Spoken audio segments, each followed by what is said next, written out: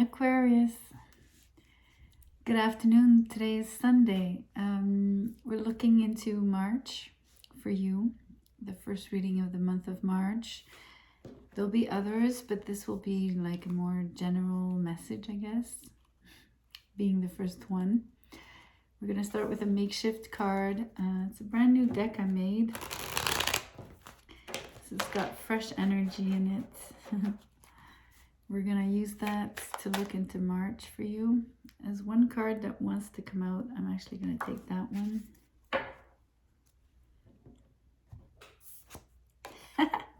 Astute. That's great. I find it's a very Aquarian kind of trait. You being clever, witty, you very much enjoy, I don't know, a good joke.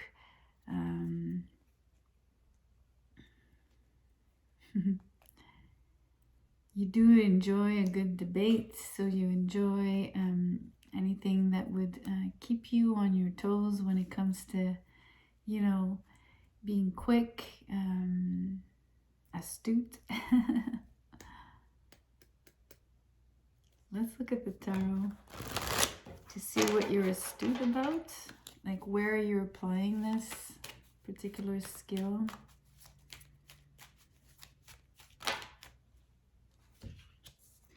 Hierophant in reverse with the Four of Cups. It points to something you would have decided to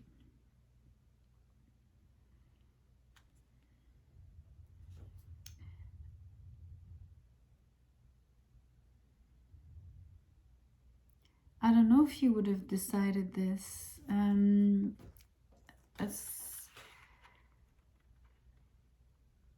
You know, the Hierophant is in reverse. There's a little bit of rebelliousness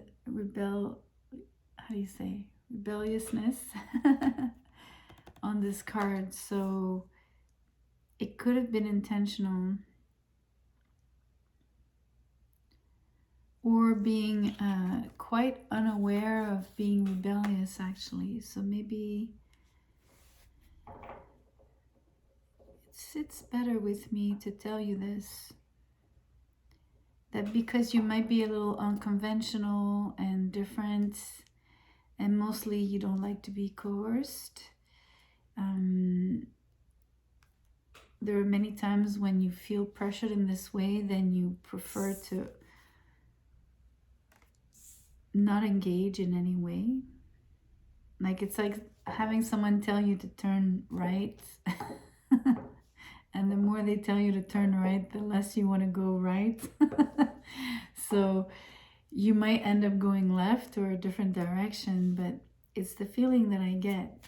It's about not wanting to be pressured. And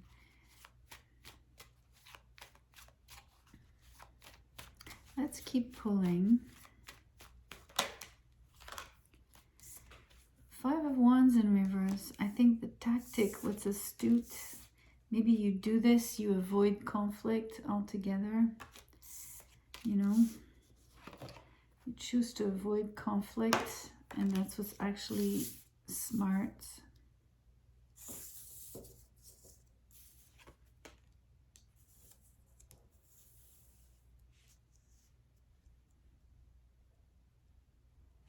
Let's keep pulling.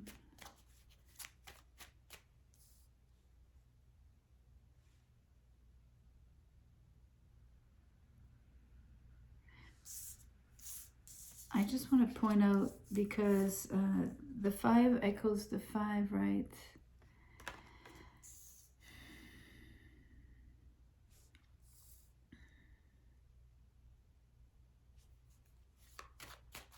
I feel you're dealing with a group, or you're particularly rebellious when it comes to rules imposed by a bigger group. You within a structure, right?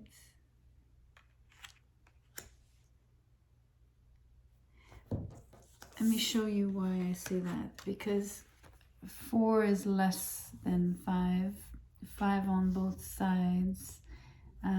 This resonates for me as one structure or structured group, organization. And I feel you're sitting alone, so you against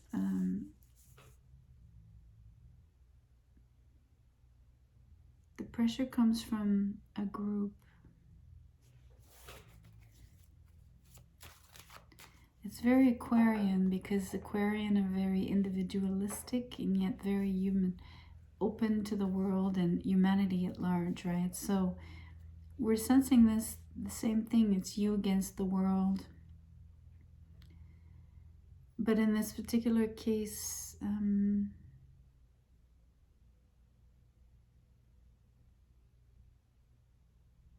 you're applying your discernment to your place in this group. It's about your place in the group. I say that because of, you know, there's like a group of people sparring. So if you have ever seen people spar, like they move, your position matters and how you spar and the outcome. The same applies here, because the person is sitting in one particular spot.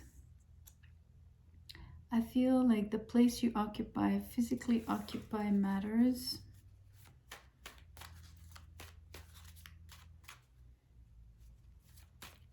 And I'm also hearing now that what I just said about your place, your physical place matters, is important.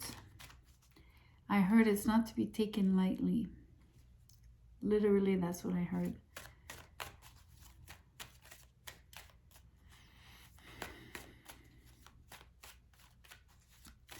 I need to see what this is really about.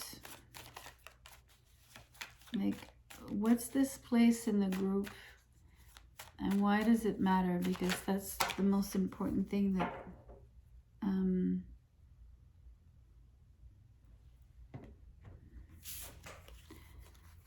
a bunch of cards. Okay. 3 of Cups, the Knight of Cups in reverse, the 8 of Cups, the 10 of Pentacles, the 3 of Wands, and the 7 of Wands. So I'm going to show you. I'm going to start with this group of cards. And then I'm going to decide to split the second group.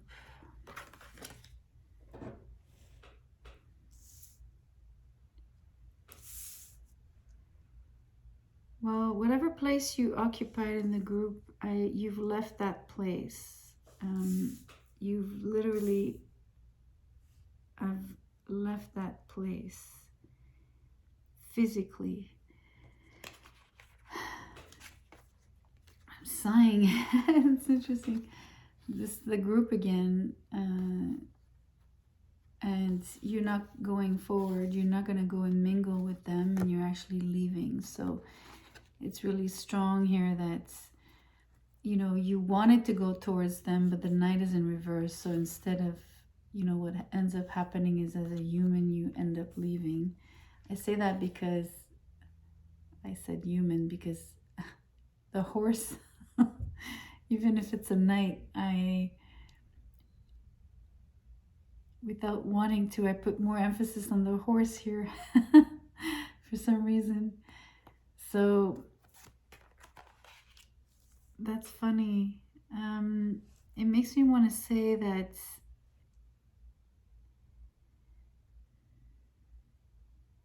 the way you've approached the group, you were sitting on a horse, or you were on your high horse or high horses. I don't think that would have been a good thing. Maybe that was part of the rejection, or the reason why. Maybe that was not, or maybe it was astute. I'm not sure. But there's something about approaching the group with the animal, the horse in this case. So I'm going to be very, very super frank here. I'm not too sure why it matters, but I felt like saying it, so I'm gonna stick with that.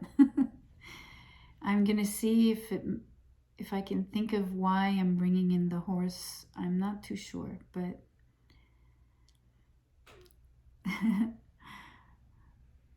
what really is important is the difference.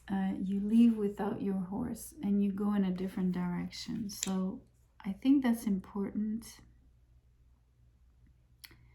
because no matter what the horse represents here,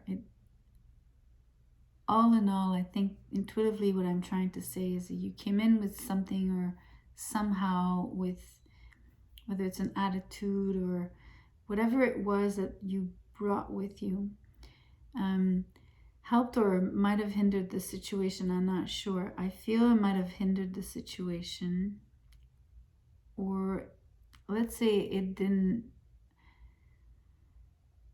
Let's say we don't know what the bearing of you walking in with an animal, in this case the horse, trying to fit in this group, trying to, I believe, mingle.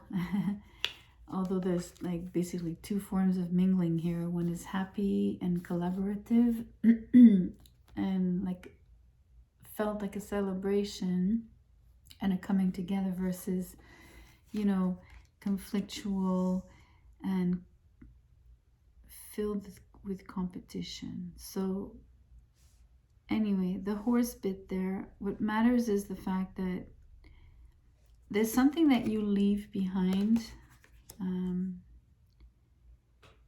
as you walk away, something that you've chosen. So something happened and you made a decision to maybe either ignore,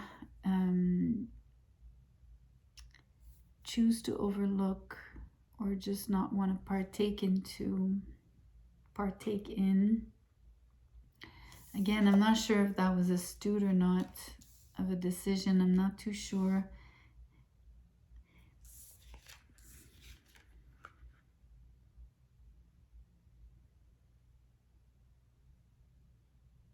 Because I don't know your life. I don't know if that's going to be a good thing or not, or if it was.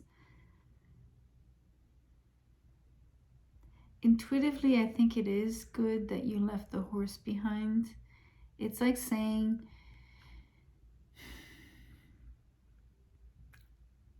no matter what that was, it's irrelevant. It's something has changed in you. So you were able to shed something, or you were able to transmute, transform, evolve, grow.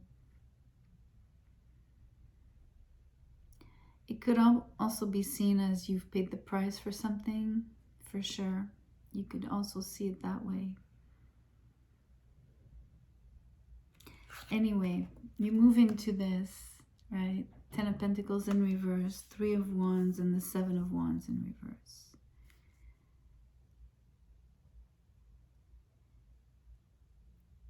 So as you walk away, you break a form of commitment, but mostly you also put yourself in jeopardy, resource-wise.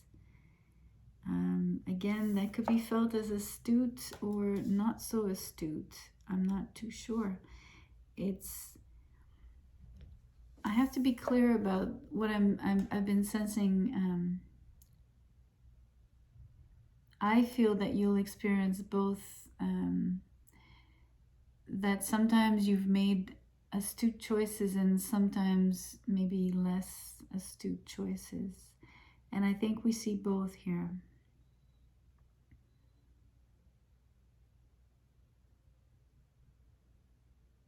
You're going to tell me it's always the case, right? In life, we'll make better decisions than other decisions over time.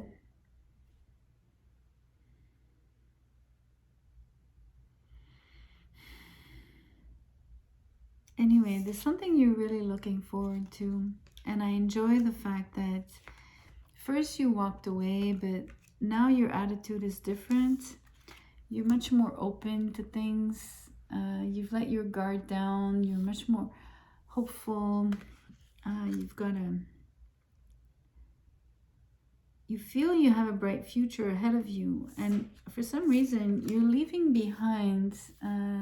This was, I believe, to be very charged and heavy and complicated, and it was wealthy, if you want. It was rich in resources, or it had something that you craved. It obviously could have been an amazing situation. I'm not saying that it wasn't.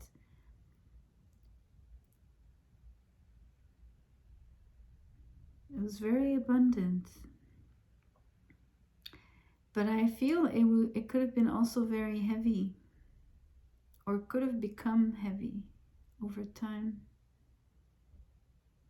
It has the same kind of feeling as this, right? Like a heavy commitment, a heavy engagement, something that wears you down, something that kind of stifles you.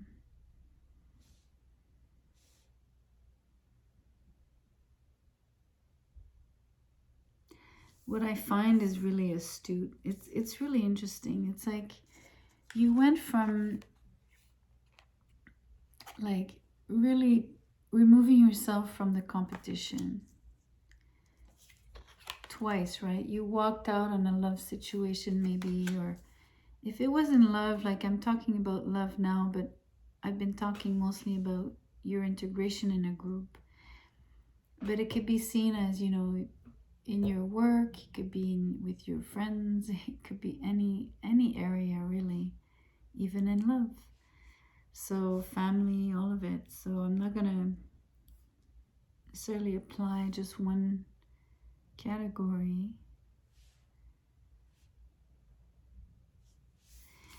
But what's really astute now is your newfound attitude, really.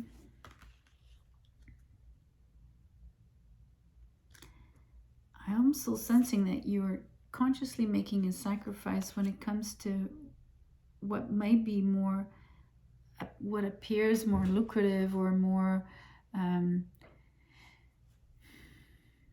I almost want to say that it'd be easy. You're not choosing the easy routes.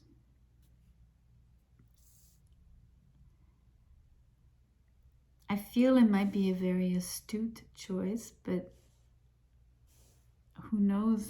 It's a difficult path, I think, if you're not choosing the easier route. And I don't think that it's not easy, but I don't think that it's a route with resistance. So I do believe it's, on the contrary, it's the right route because it's open and fluid. But it's like you're walking it in the most simple attire, right? You're not very, you don't have much baggage with you. You're not carrying much with you. So it's like saying you've let go of a lot of things that were burdening. Okay, I know this is not the Ten of Wands, but it still feels like heavy because of the weight of the Pentacles. So it's like saying, this is everything that's solid. So, right, you wouldn't carry your house on your shoulders, right? But you know what I mean? I'm just exaggerating here just to show you that that's what feels heavy, right? All of the things that we accumulate and that we drag along. So that's what I'm mentioning here, that I think you're shedding, you're purposely letting go of, I think, material things. Everything that is very structural and binding, somehow, like, it binds you through, like, whether there are obligations like your chores, paying your bills. That's what I mean.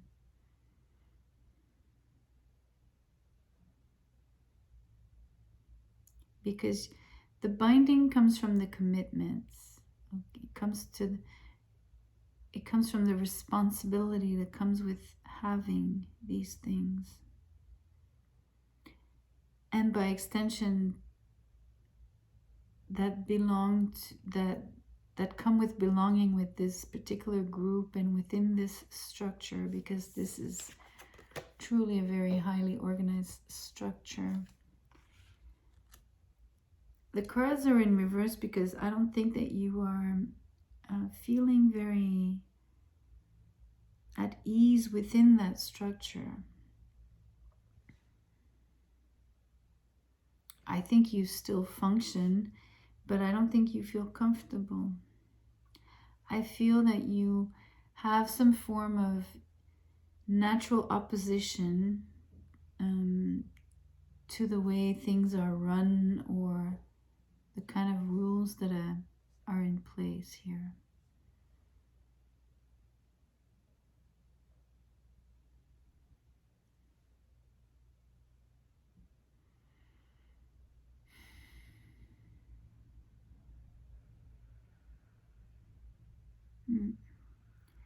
You've really distanced yourself, like drastically, in more ways than one.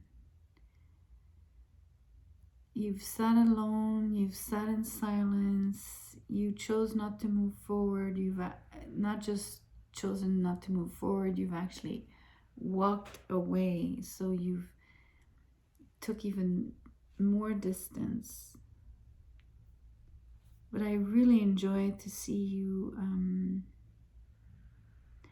shed and stay hopeful.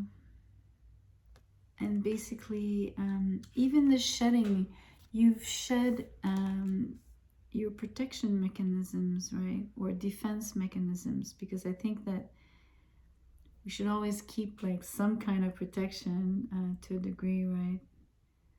Not to be fully vulnerable, exposed to danger, I mean. But it's just how beautiful you are. It's very freeing here. The fact that you're not combative. If you were in the past feeling like you had to fight the others, you don't feel like you need to fight anymore. All of your being is turned towards the future. Very Aquarian. That's astute. Let me pull a trinket. I'm going to pull a trinket on the Three of Wands. I want to see what you're looking out on the horizon for. What's coming?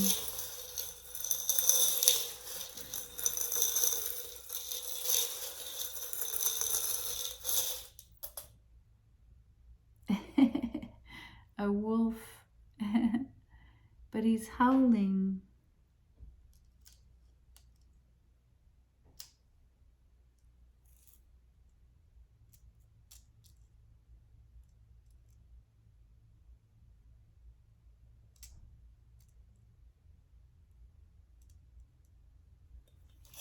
So it makes me think for sure of the moon, right? So I asked what you were waiting for, and it's like saying you're howling, you're calling for the moon, or talking to the moon.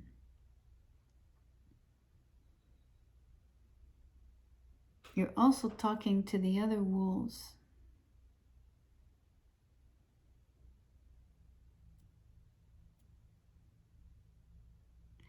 That's very interesting, because you've just left the group and yet you're still talking with the group.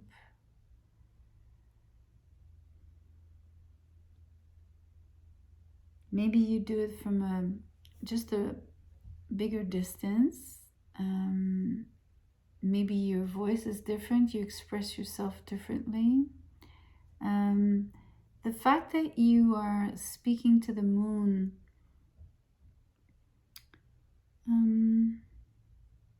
you know, in astrology, the moon is the public, well, one of the many meanings, could be seen as a wider public, a wider audience. So maybe you're just addressing yourself to a different group, a bigger group, a more more of a multitude, right? So like, let's say you take, the moon is like the water. The water is like a big ocean. Within the ocean, you have all these drops, right? So it's the same idea. The idea that by speaking to the moon, you're talking to millions of drops of water. So all kinds of individuals. And because all of these drops are like basically creating one ocean, you're talking to, you know, of course one person, like it's all of these people, but at the same time it's you, when you speak out, you don't feel like you're talking to just one person at a time. You're speaking more broadly to like a vast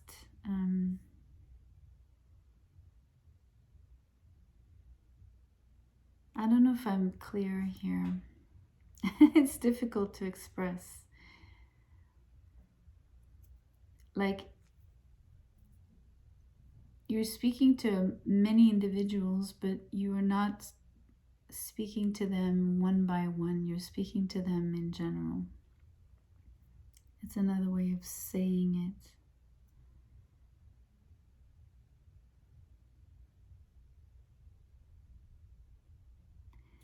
So maybe that's also very astute, right? To keep it general.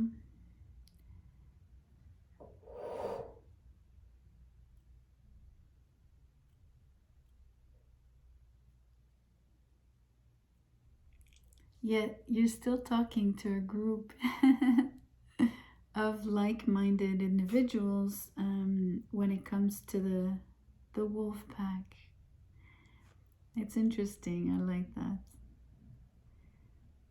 So I don't know how you're gonna basically differentiate, you know, like the first group from which you departed from versus maybe the group that you're still talking to, the wolf pack. I want to say that the moon energy that I'm sensing, that's more of like a a wider audience, a wider water audience. That's so funny. Water. I like that.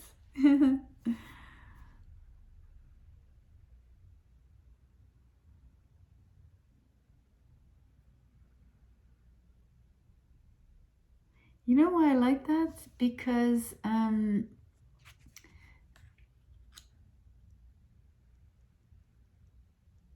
guess because it refers back to the cup suits, the cups suit, the suit of cups. And so it speaks of the emotions, right? And your last card here, you have the Four of Cups in order, the Three of Cups, and then the Eight of Cups. So the last cups that you have for yourself here,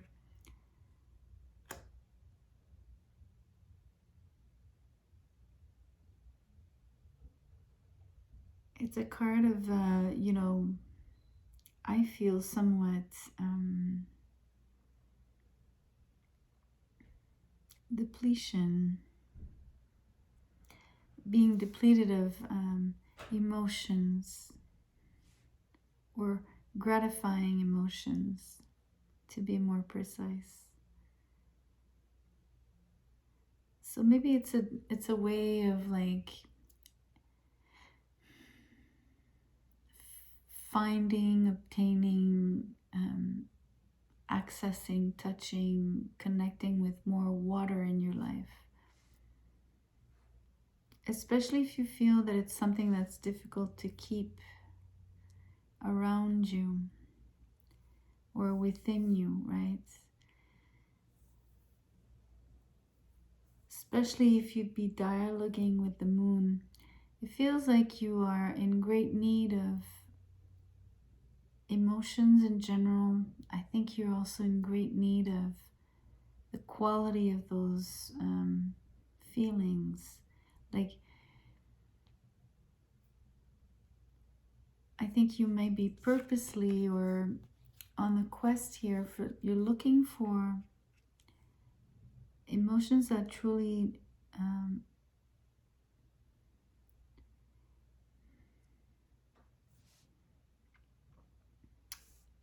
resonate with you, or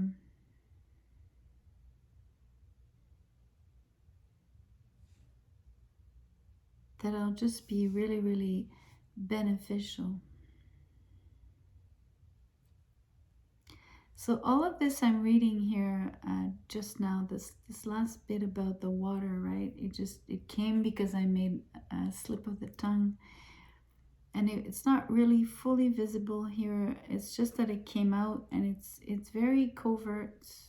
It's like a underlying energy, because even the moon is not here, right? So all of this comes from the fact that we have a wolf that I think is howling at the moon. So already the moon energy is one of things that are hidden and shrouded. So it's also the case here. Everything is, it's a backdrop, not clearly visible.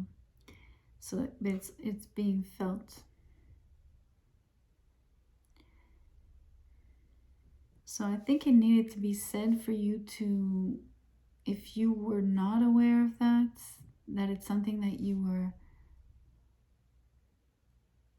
maybe that you were lacking, that wasn't really present. You had everything you needed here, but it might have been sorely missing the kind of the quality of or just having really any emotions, or good positive emotions. So like being on the quest for that, being thirsty and hungry for that,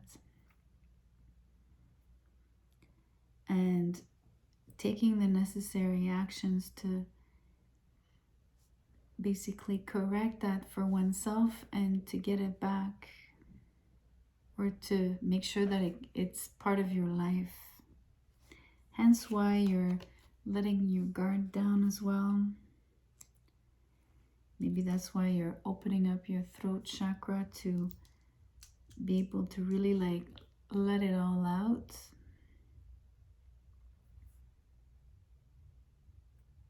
And I think you let it all out so that you can also attract what's needed for you, especially when it comes to emotions.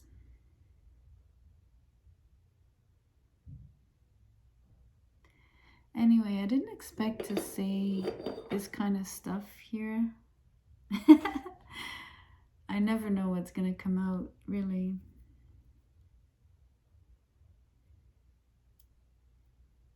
This one was a little different, Aquarius. But you're different, so I'm not surprised. Anyways, hopefully something resonated here for you. I hope, truly. You can comment, of course. You can share the video. You can give me a thumbs up. And subscribe to the channel if you have not. I'll see you soon. Take care.